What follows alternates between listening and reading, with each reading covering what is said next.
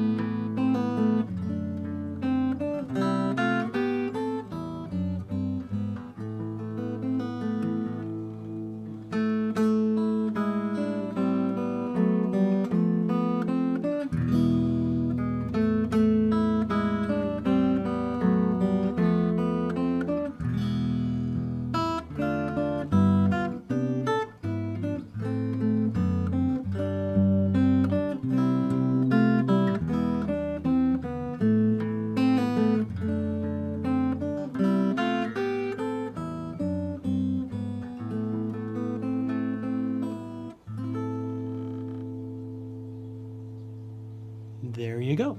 God rest ye merry gentlemen.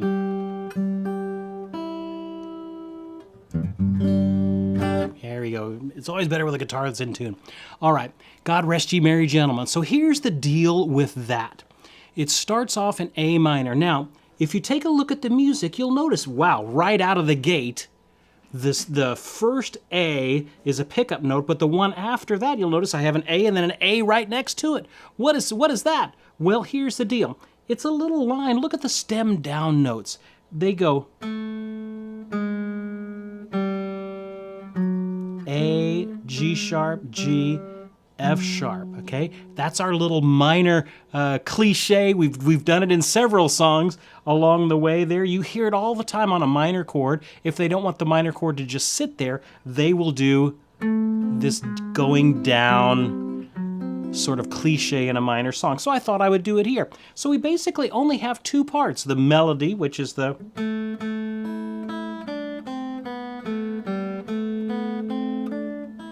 and then you have this descending line there. So how I play this, I have my second finger on the A, and I'm playing the open E there. Then I go to my first finger on the G sharp of the open E. I hit that D with my pinky, open G, first finger C. Then here I shift up, and I play the F sharp with my third finger on the 4th string, first finger on the A on the 3rd string, 2nd fret. So I have to shift up to the 2nd position for that. And I end up with an E chord right there. All right, so let me play this again.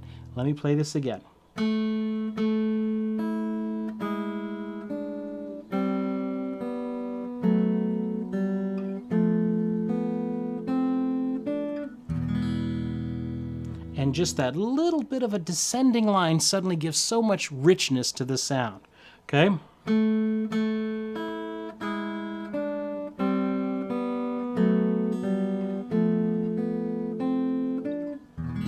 Now the temptation is going to be to not hold out those lower notes. But here's the trick. You got to hold out the descending, lower descending line while these other notes are happening. See how I've still got that G sharp holding while I play that D. That's the trick. So don't do this. You lose all the magic doing it that way. Let these lower notes ring.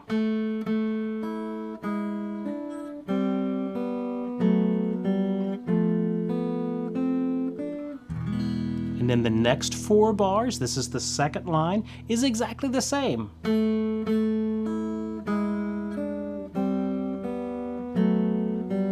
Then I slide back into position for this F and an A with my third and my second finger.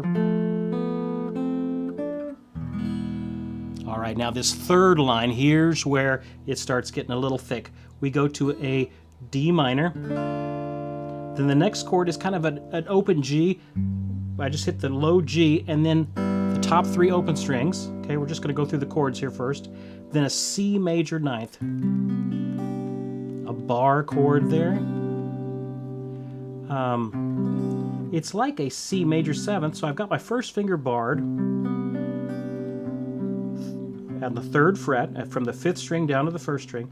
Got my 3rd finger on the 4th string at the 5th fret, 2nd finger on the 3rd string, 4th fret, and then the rest is covered underneath the bar.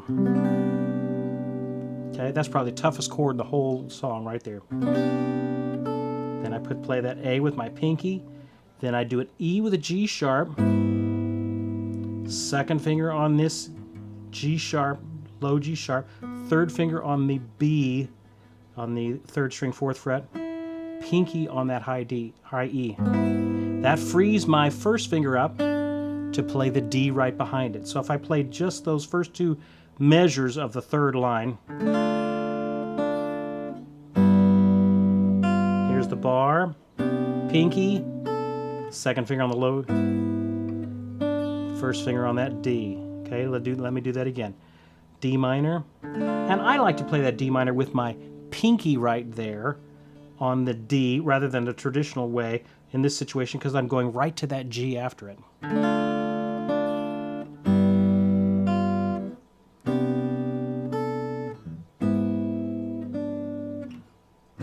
Regular A minor 7th, okay? So I start out with my 3rd finger off, and then I add my 3rd finger. D with an F sharp in the bass. Same shape really as that E with a G sharp, just down 2 frets. 3rd finger on the A, 2nd finger on the F sharp there. Again, freeing my 1st finger up to catch that 1st finger note. And then a G chord, 3rd finger on that low G, and pinky on this high D. Okay, so let me play that again really slowly. Here we go. Ready? 3rd line.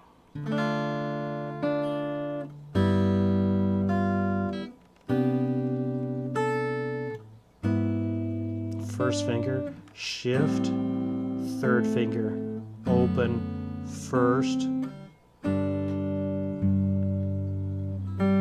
Then hit that C with our 1st finger. Top of the next page, C chord. Now I harmonize these notes in 6th in the key of C. 1st and 2nd. Our E chord again, but I'm just playing the top half. Pinky on that D. 6ths on the E and C.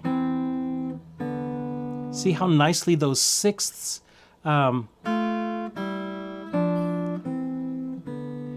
harmonize things, okay? The lower stemmed notes, those are going to be the bass lines and bass notes. The lowest one is going to be played with your thumb, okay? The upper stemmed notes, the top notes, those are the melody notes. So you can always tell kind of what is the accompaniment and what's the melody at any point in time. All right, so take a look at that top line of the 2nd page. E major, pinky on this D, 1st and 2nd.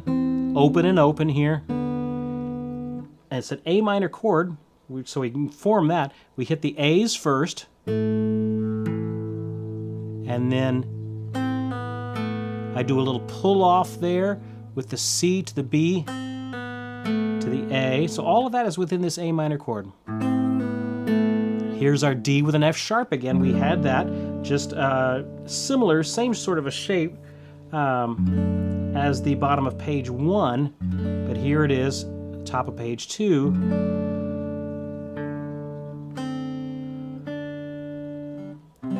Harmonized in 6th.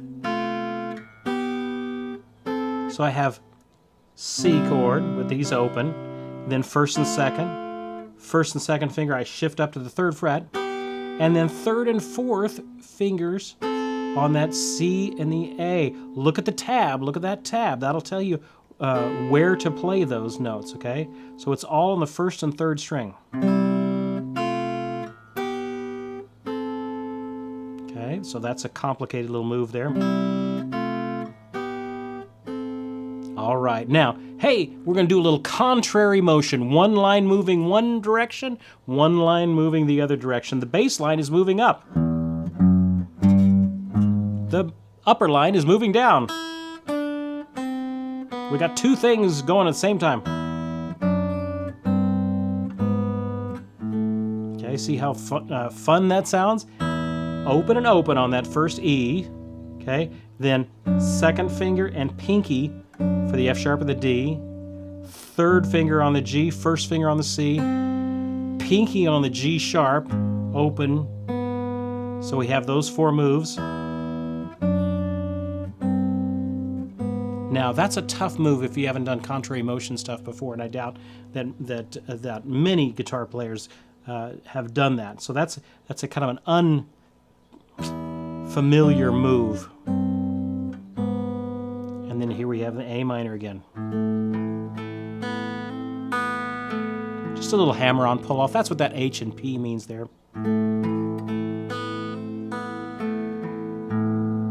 Okay. And then we repeat back. It's the first ending. We repeat back to the beginning. Okay, so I'll play all that again. Ready, and... hanging on to these lower notes. Hang on to this F while this other things are going. Hang on to that F. Okay. 2nd finger on the A. 1st finger. Shift up. Shift back. Hang on to that F.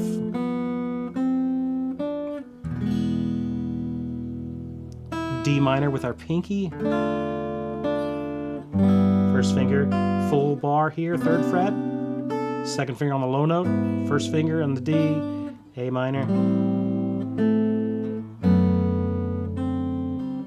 Don't get discouraged if you can't get that the first time. That usually is the part that takes a while. 6th, E chord, pinky on the D, 6ths, A minor shape.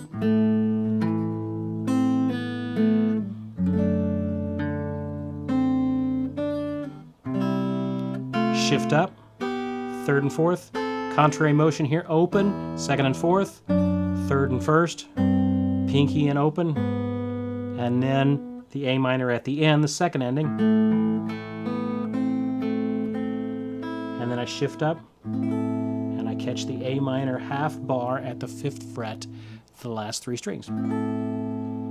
There you go, okay? So there's God Rest Ye Merry Gentlemen, a good, simple arrangement for that. It's a fun song, and if you can keep those fingers down, that's the trick for this one, okay? So that's God Rest Ye Merry Gentlemen. All right, let's take a look at Silver Bells is the next one. Now, I don't expect you to get this one time out, okay? I don't. So go back tomorrow or the next day, work on it a little bit, come back, view the lesson. Maybe you can even slow down. Use that little gear icon at the lower right-hand part of your screen and slow it down and see if you can follow with me there when I play it at the very beginning. Okay? All right, take a look at Silver Bells. Silver Bells. All right. Come on. This arrangement is special. I'll tell you why. When I was just a youngling, way back when, my guitar teacher was a gruff Italian man. Johnny Frisco was his name. And I started taking lessons from Johnny Frisco in San Antonio, Texas, when I was a mere 6 years old. And I look back, and by the time I was probably 9 or 10, I was doing complicated fingerstyle arrangements of things. He gave me no indication I was any better than any other student that walked in his door. There was rarely any encouragement at all. Our lessons would consist of me going into this room that's no bigger than a walk-in closet at a mall, and he would be smoking like a smokestack. My parents would joke, they would open the door at the end of the lesson, it would just be a puff of smoke that would come out there. I would play, he would give me a song every week. He would write out a song or part of a song as my ability would, at the appropriate level for my ability. And would never really explain what we were doing. That's the one thing I look back and I think if I had to kind of figure out what we were doing long afterwards, he would just kind of give me the songs and tell me to play it. And so it took me a long time to kind of figure out what I was learning and to put it all together. It was all in music notation. There was no tab. There was no chord blocks. There was no chord symbols on the top for the most part. It was just musical notation. So that's what I learned how to read first. So this is exactly one of the arrangements I took from one of my books that he gave me during Christmas time. I think this was from gosh, dare I say it, I think it was 1976, which means I would have been 10 years old when I was playing this arrangement of it. So, and this is exactly what Johnny Frisco wrote. So I didn't adjust it at all. So this is exactly what he wrote for me. Okay, Silver Bells. Let me play it for you here first. I'll just play it with a pick.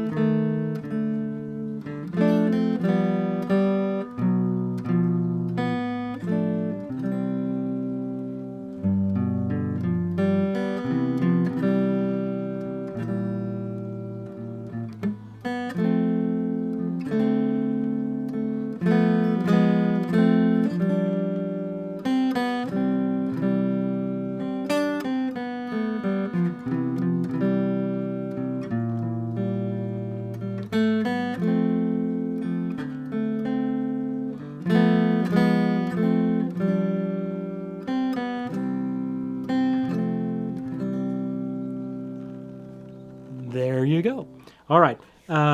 That's Silver Bells. Wow, I played that song a lot of times when I was young. Mike Cruz is asking a question about the previous song, I think. Steve, do you start with the first finger for the A or the second finger? I start with the second finger on the A on God Rest You Merry Gentlemen. That way you can go down to the G sharp with the first finger. All right, so Silver Bells. Let's look at this one. Hey, it's in 3/4 time. We've got some pickup notes there, a C and an A pickup notes. Played with my first finger, second finger, okay? And then it's basically a C chord, okay? So it's a C shape. I didn't write the chords above the top there. Perhaps I should adjust this a little bit and add some chord blocks up there, but it's a C shape. But I just go down to the third string.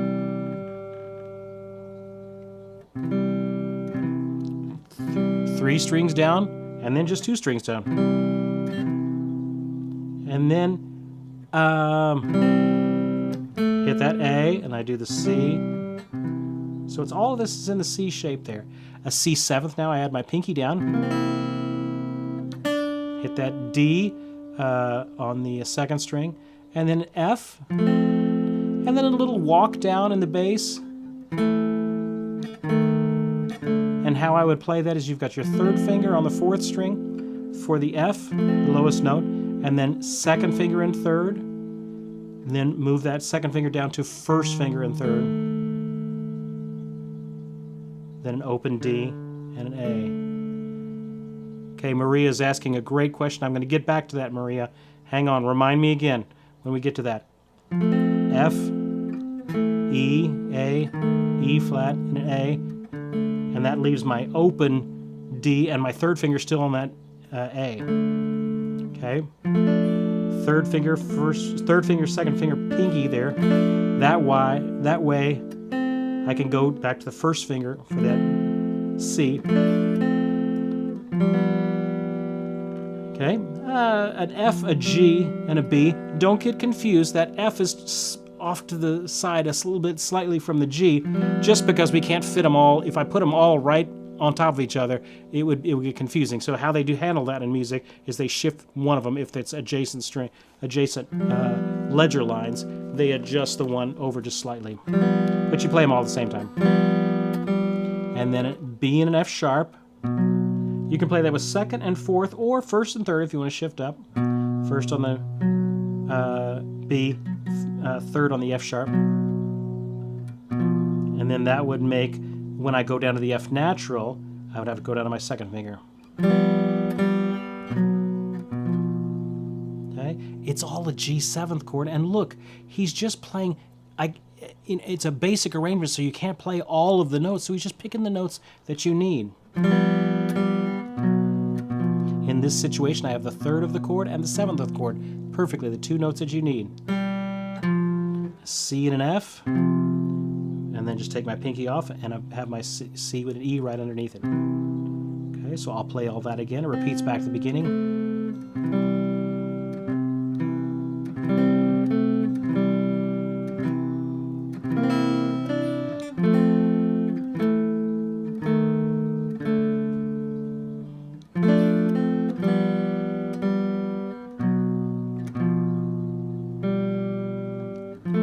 Second ending, and then back to a C chord. Okay, and then for the G7 and the first of the third line, he's just outlining a G7 arpeggio. G, first, third, fifth, seventh, first, third. Okay. Back to my C shape, down just to the third string. I put my pinky on that F, and then down to the third string.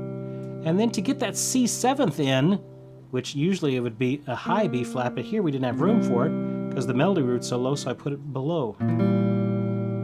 So you have a B flat with your first finger, second finger on the E, open G there, and then second finger on the F, A, and an F triad, and then just take your third finger off. F, A, and a B, and then move that F, G sharp, and a B, and then back up. Nice little twist in the harmony there. My third finger never moves. Still, third finger staying in the same place. Back to the C chord, down to the second string, then down to the third string. Walk down the scale. I repeat back to where it says chorus. Then first finger catches that B flat. Open D.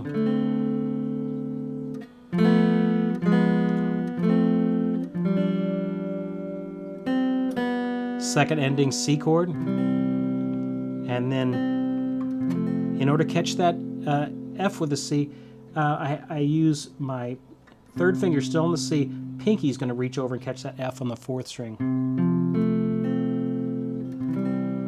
And then back to a C chord after that. Okay? There you go. Silver Bells, a great little arrangement for that. Let's see. We had a couple of questions there. Oh, Maria is asking, does Johnny Frisco know how wonderful you became on guitar? As I was doing I took lessons from Johnny Frisco for about 10 years, from when I was 6 until high school-ish, till my first or second year of high school. At times, I was not interested in the guitar at all at that time. There was nobody in my family that was musical. So it was just my cross to bear. And so I was the youngest kid, and Mom wanted a guitar player, so I was the one that got the lessons. So I took lessons, begged to quit. I was never the least bit interested in it, but Dad forced me to practice, and I practiced every night while the dishes were being done, and that's how that was my childhood. Okay, I was never the least bit interested in it at all. Okay, a lesson for those of you thinking about whether you should give music lessons to your kids. The answer is yes. If you're, if any child could benefit from music lessons, okay, and they're just good for them. Not that they're going to have to become a musician or a painter or anything like that. It's because it's a good discipline, and it teaches so many wonderful skills. The science on this is crystal clear these days. How great music education is for little kids, whether they become musicians or not. I was not the least bit interested in it, but my parents kept going. The teacher said I had potential, and so I wasn't interested in it until I got to high school. And by then, I was old enough to say, I don't want to take lessons anymore, so I stopped taking lessons. So the last Johnny Frisco saw of me was I was a disgruntled teenager that didn't want to take lessons from him anymore and was tired of him teaching me this jazz stuff, and I was wanting to go on and do other things. Okay, that was the last he saw of me. Went on, and then literally the next year after that, 2 years after that, I was the all-state guitarist for the state of Texas. So I was the top jazz guitarist in all of the state of Texas. And he never knew that I made that. He never knew that I went into music. He never knew that I moved to Nashville. He never knew that all of you would one day be here and all that sort of stuff. Tragically, he became ill, and while I was doing the course, the Learn and Master Guitar course, Johnny passed away. And after the course, I took the course, and which I had dedicated to him, he is mentioned in the dedication, and I found his widow, and we had lunch. I went to San Antonio. We had a wonderful lunch, and I had never met her because she got married later on in life, and so we have since connected, and Katie and I, and we are still Facebook friends to this day. So the short answer is, did he ever know how good of a guitar player I ended up being, if I'm good at all? No. The sad answer to that is no, he never did. But his impact on many guitar players in South Texas is well documented over the years. A brilliant teacher. Looking back on it, the stuff he was teaching me was amazing. Anyway, that's a little bit of, got off on a tangent there. There you go. All right. Any more questions about Silver Bells or the other one? All right. Well, then I will go ahead and wrap up the lesson portion, but I did want to answer a couple of questions before we go. One of my questions that had come in was, how do we reduce string noise? Now, I'm on electric guitar right now, but if I'm playing acoustic, we had some questions about folks were saying, how do I string noise? How do I eliminate string noise? Okay, all of that, especially, it's much more on acoustic than it would be on electric. What that is the ridges in your fingers going against the ridges on the strings. You'll notice you don't get string noise on the strings that don't have ridges. Okay, it's only on the strings that do have ridges. Okay, and that's just the ridges of your fingers and the ridges of the strings making noise. How do you minimize that? Well, you be very careful with how you finger things. You lift your hands when you need to. You don't slide unless you're intentionally trying to do that. I don't just shift by sliding, or I'll get a lot of string noise with that. I lift, I shift, and I put back down. So the short answer is you just have to be very, very careful. Hey, get into a recording studio session like I'm in here in Nashville, and you have a $4,000 mic aimed 6 inches from your guitar. That string noise becomes an epic problem in situations like that. Now, you can do things like get flat wound strings, but that really sucks the high end off of your strings. So you don't want to unless you want to go strictly jazz and never play anything bright in your life, I'd not worry about that. So the short answer is be very careful on your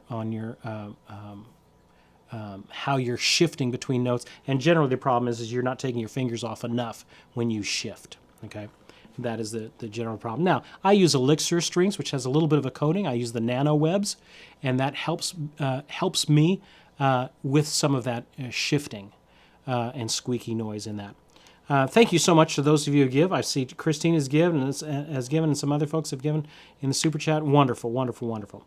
Glynis is asking a great question. How would I flesh out Silver Bells? Okay, so if I wanted to learn this over the next week, okay, here's how I would do it. First, go through it from front to back a couple of times. Okay, just knock your way through it, clunk your way through it, just to get a lay of the land for how you would do it. Then I would tackle it maybe line by line. Just say, okay, today I'm going to work on the first 4 measures, and then the next 4 measures, or the next line, or that, and work on it in chunks like that. Don't. Once you've kind of gone back and forth on it a couple of times, then don't practice like that anymore. Practice, work out all the fingering issues for the first line, go back and rehearse that a bunch of times, several days, okay? And then you add the second line, you work on that, and then you add the first line to the second line, and you play them both of each time. Then you add that third line, and then you add that fourth line. So you just kind of build it in chunks. That's how I would tackle it. Let's see. Seed Fried is asking, Steve, excellent stuff. Last week I asked a stupid question knowing the melody of a song. That is all well and good. My question is the best way to actually compose around the melody line key. Okay, I'm not quite sure exactly what the question is. It's all well and good. My question is the best way to actually compose around the melody line key. Well, if I'm in, let's say, the key of C, I'm in Silver Bells. Let's say I'm going to stay in C. One of the things you could do practice with is just grab a C chord like this and see all the different high melody notes I can get out of one chord. There's my first finger on the C. If I put this pinky down, I get a D as a melody note. If I go down to the first string, open, that's an F. What if I move my first finger down to the first string? That doesn't quite work as well, but I can grab an F there in some situations. If I move my pinky down here to the G, okay, so I can grab that one. Take my first finger off, I hit a B. I hit it. If I move my second finger down to the third string A, G, and that's about as far as I can go when I only have 2 notes to be able to get a chord.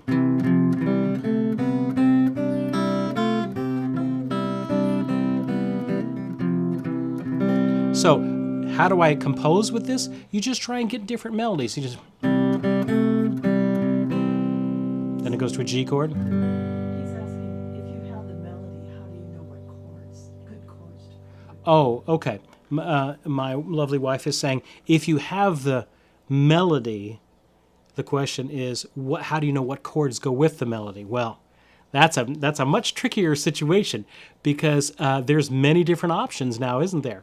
So if I went, okay,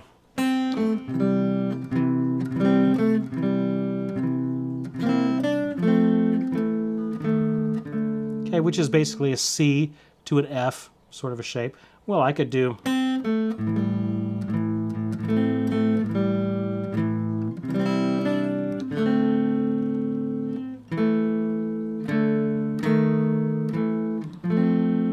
Okay, there I did, instead of the C, I did an A minor. It's relative minor. That's one trick you can do. With any major chord, you can play its relative minor.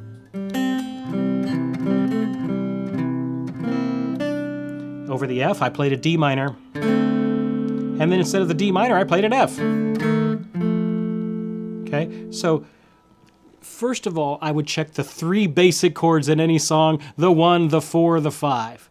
Okay, and if you're trying to harmonize, and then the 6 minor would be the next one. So I'd try and work any of those chords into the melody and see if that doesn't work. At 95% of the time, your melody and the chord that goes with it is going to be one of those 4 chords. Either the 1 chord in the key of C, that would be a C. In the 4 chord in the key of C, that would be an F, C, D, E, F. In the C, the 5 chord would be a G. So I would try a G. And then I could also maybe try an A minor, which is the 6 minor. Don't believe me? Hey, let's try it. Happy birthday to... Then here comes a different chord right here.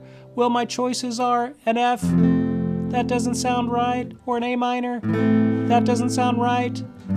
Ah, but the 5 fits. Happy birthday to you. Hey, so it's a 5 chord. Happy birthday to you. Oops, sounds like another chord change right there. Where does it go? Well, let's just try. Let's just try the 1 chord. Happy birthday to you. Hey, the 1 chord worked. Okay. Happy birthday, dear whoever. Oh, sounds like a chord change right there. I wonder what it could be. Well, let's try it. Whatever. Well, it's not the 1. It's not the 5. What about the 6 minor? Oh, that doesn't sound quite right. But what about the other one? 4. Happy birthday to a 5. Back from the 5 to a 1. Then a 1 to a 4. Then a 1 to a 5, 1. Okay, so in most any song, you could probably take any Garth Brooks hit. Could take any pop song that you find on the radio. Country, pop, whatever. I can pretty much guarantee you it's going to boil down to one of those 4 chords. Try each one of those 4 chords and you'll probably find the right chord for the song that you're looking for. All right. That's enough of that. Hey, I wanted to play you one funky arrangement of Jingle Bells. We did Jingle Bells last week. Hey, I came up with a new version of Jingle Bells. I was watching Martin Taylor, the great jazz guitarist Martin Taylor. He put out an arrangement in E like this, and I thought I never thought to play a bluesy arrangement of Jingle Bells in E. So I'm going to do Jingle Bells in E. My take on a bluesy arrangement of Jingle Bells. Hang on just a second. Let me get tuned up.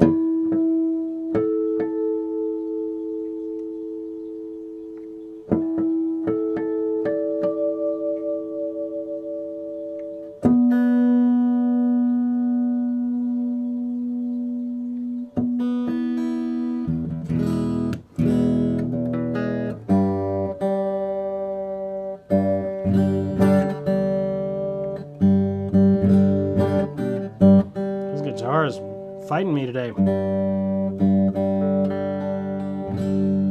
All right, here we go.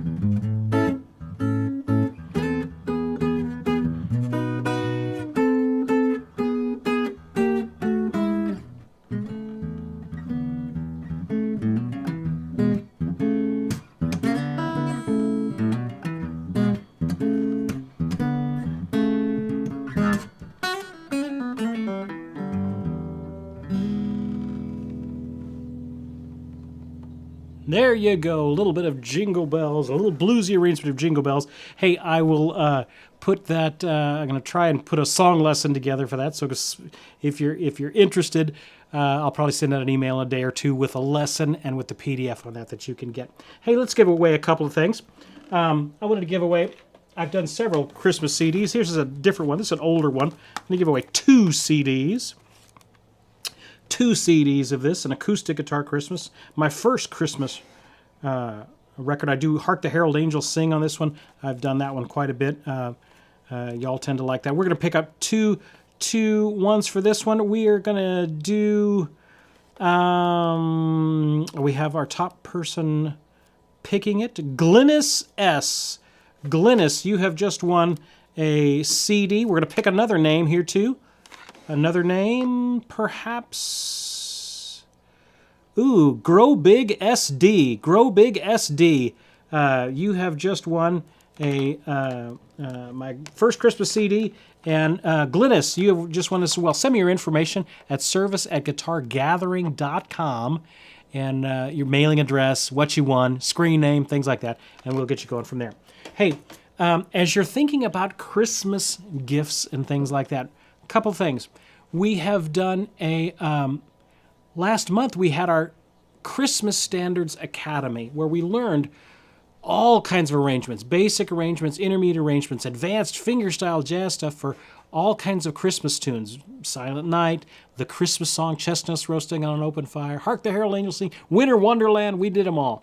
All of it's written out, all the lessons are there. Now, we've already had the class, but if you're interested in getting those materials, okay, all of those materials, all of the lessons, it's over 4 hours worth of video content, and I think 40 or 50 pages of PDF. If you're interested in that, the link to that is in our Guitar Gathering store. I don't even know if I have it on the YouTube page. Perhaps Diane can find it and throw it up there. If you're interested, just sign up for that, and I will send you all of the Christmas songs that we did. So it won't be live like the Zooms and all the things that we did when we were doing the class live, but you'll have all of the teaching and all of the music. So if you're interested, that's there for you. Also, in January, we are starting up a new Jazz Standards Academy. We're going to be getting into 4 jazz standards. I'm going to be teaching you fingerstyle arrangements of that, as well as we're going to get into a little bit more soloing concepts this time. So if you're interested in learning jazz, consider signing up for the Jazz Standards Academy, which is going to be 4 weeks in January. If you're interested in kicking up your guitar playing a little bit in 2021, check it out. It's a good stretch for all of us. Each week you get a new song, several different arrangements. There's tracks to play along with. It's a lot of fun. And then we have Zoom meetings that we all get together with. It's a lot of fun. So if you're interested, that's that. Also, hey, if you're looking for the big gift, okay, vaccines are starting to get passed out. We are making plans back again for our June Guitar Gathering Conference. Actually, it's in July this year. I believe the 14th through the 17th, if I remember right. I'm putting up the sales page now. I don't even have the sales page up yet. But in a few days, that sales page will be up. So if you're interested, 4 days playing guitar in Nashville, baby. Come on. It is a boatload of fun. And it is really something to be, with these great guitarists and learning from them. In the past, we've had Phil Kagi and Will McFarlane and Christy LeNay and Joe Robinson and all kinds of crazy great guitar players. And you're just sitting there, a few steps from them. So it is really cool. So one of the best guitar conferences around. We won the Acoustic Guitar Magazine's Silver Award for Best Guitar Camp several years ago. So if you're interested, that page will be up here in a few days, and I'll try and put that up there. Okay, there you go. That's about all that I think I have. Keep up the great work in your learning. I know we've given you a bunch of different songs. Grab what you can, learn what you can. You can do it. Your music matters. Okay, that's why I do this. That's why all these people are on here, because our music matters. Okay, it matters that you're practicing. It matters that you're trying to make music. I don't care what your profession is. There's something in us that wants to create, wants to make something. with our music. Okay, that's in us. It's in our DNA. Okay, it's a good thing. So invest in yourself. Take some time. Turn off everything. Spend a little time with you trying to get that music that's inside of you. I was playing with a drummer, and he was saying about some projects that he wanted to do. He said, I don't want to die. He has got a big New York accent. I don't want to die with this stuff inside of me. That's right. Don't work hard to unlock the music that's inside of you. It's worth it, okay? For yourself, for your family, for your kids. Hey, I was the first one in our family to take lessons, okay? Not that I wanted to. Nobody else in our family line had taken lessons, had picked up an instrument, even all out into the cousins. After me, not that there was anything special about me, but after me, every one of my brother's kids, every one of my kids, without exception, has had music as a big part of their life growing up. Not that they're full-time musicians or anything like that, but music was a major part of their life. You can change your whole family line with that. So how do we get off on that? Have a great rest of the week. We will see you guys. There's not going to be a guitar workout tomorrow night. No guitar workout tomorrow night. I am going to be busy. My son is moving, and I'm helping him move. So we will see you guys next week. Keep up the great work. You can do it. We'll see you next time.